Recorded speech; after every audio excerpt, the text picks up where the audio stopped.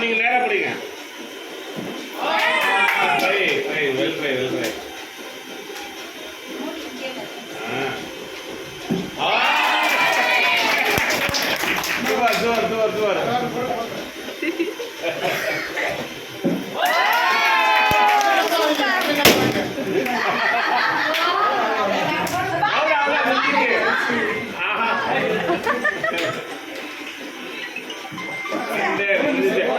பொறுமையா போடுங்க.